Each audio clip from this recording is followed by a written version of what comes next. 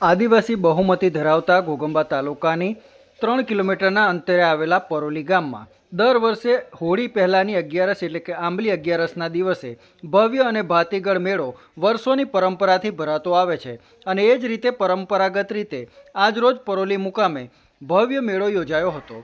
ઘોગંબા તાલુકામાં મેળાઓની શરૂઆત પરોલીના 11ના મેળાથી થતી હોય છે અને ત્યારબાદ હોળીના તહેવારનો વિધિવત પ્રારંભ થતો હોય છે. આદિવાસી બહુમતી ધરાવતા ઘોગંબા તાલુકાના આદિવાસી ભાઈઓ બહેનો હોળીનો તહેવાર ખૂબ જ ઉમંગ અને ઉત્સાહ સાથે પોતાના માદરે વતનમાં જ ઉજવતા હોય છે. દિવાળીનો તહેવાર તો ગમે ત્યાં કરી લેવાય, પરંતુ હોળી તો પોતાના માદરે વતનમાં જ કરવામાં આવે છે.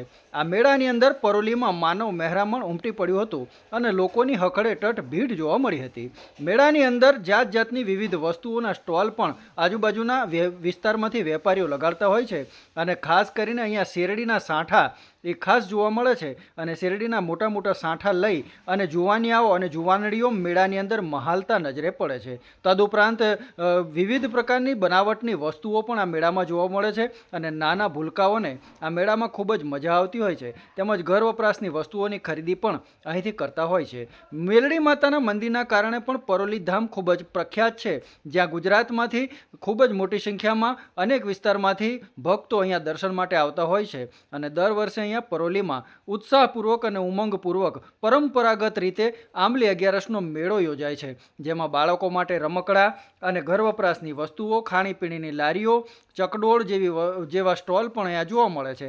આમ પરોલી મુકામે આજરોજ આંબલી 11નો મેળો ભવ્યતાથી ભરાયો હતો, યોજાયો હતો, જેની અંદર ઘોગંબા તેમજ આજુબાજુના વિસ્તારના ગામના લોકો, યુવાનો અને યુવતીઓ અને ખાસ કરીને બાળકો પોતાના રમકડા ખરીદવા માટે મોટી સંખ્યામાં ઉમટ્યા હતા. લક્ષ્મણ રાઠવા સાથે ડીબી લાઈવ ન્યૂઝ, ઘોગંબા.